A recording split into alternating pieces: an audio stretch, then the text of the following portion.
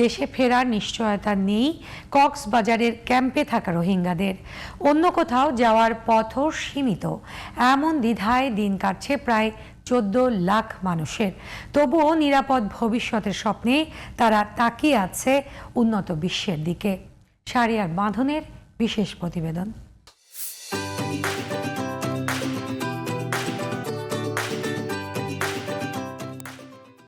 মনে করি কোনো আইতে পারবে না, ও কি হাই রিক্সে যাবে, ও কি ডিজেবলে যাবে, মোস্টলি বানারেবলে যাবে। কোন ক্রাইটেরিয়ার এই লোকটারে পাঠাইতে হবে সেটা ডিসাইড করবে দে ইউএনএইচসিআর। আমরা কোনো কিছু করতে পারবো না। এভাবেই অনিশ্চয়তার জীবন ছেড়ে নিরাপদ স্বপ্নের যাত্রাপথের গল্প শোনালেন কক্সবাজারের রোহিঙ্গা ক্যাম্প থেকে কানাডায় পুনর্বাসিত ইসমাইল। জানালেন নিরাপদ প্রত্যাবাসন হলে অনেকেই ফিরতে আগ্রহী তাদের নিজ ভূমি মিয়ানমারেও। অরিজিনাল দেশে কেন চলে যেতে পারি, এটা হলো আমাদের মেইন। আমি এখানে রিসেটেলমেন্ট হয়েছি, আমি অনেক খুশি না।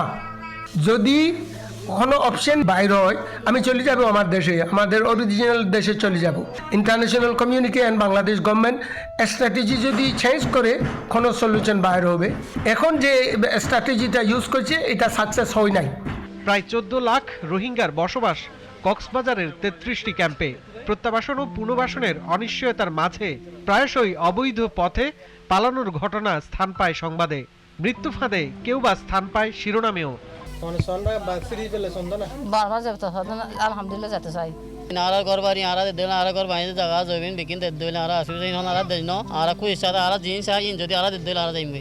নিজ ভূমিতেই ফেরা যখন অনিশ্চিত, তখন অন্য কোনো দেশের স্বপ্নে বিভোর রোহিঙ্গারা। বৈধ অবৈধ যে কোনো পন্থায় যেতে চান উন্নত বিশ্বের কোনো দেশে। কেউ নিজের জীবন গড়তে, কেউ বা সন্তানের ভবিষ্যৎ খুঁজতে।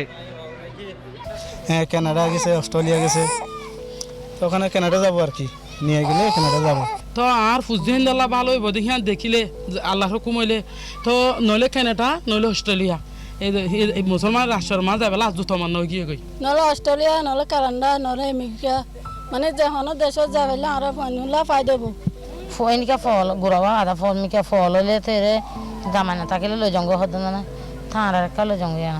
শরণার্থী ত্রাণ ও প্রত্যাবাসন কমিশনারের কার্যালয় বলছে, রোহিঙ্গারা পৃথিবীর বিভিন্ন স্থানে পুনর্বাসিত হয়েছে, তবে এর সংখ্যা খুব বেশি নয়। স্বাধীন দেশের যারা নাগরিক তৃতীয় বিশ্বের তারাও ফার্স্ট ওয়ার্ল্ডে যেতে চায়, যেখানে স্টেটলেস পিপল তাদের চাওয়ার মধ্যে তো আমি কোনো দোষ দেখি না।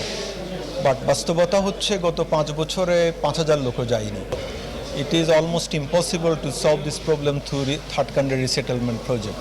মিয়ানমার থেকে ট্রমা নিয়ে আসা শিশু, তরুণ কিংবা শিক্ষার্থী অনিশ্চয়তার মাঝেও এগিয়ে যেতে চায় স্বপ্নযাত্রায়।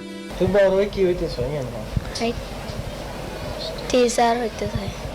আর বড় হলে এত টিচার বনতে পানাফরিয়ারে বড় হইরে ডাক্তার হইতে চাই।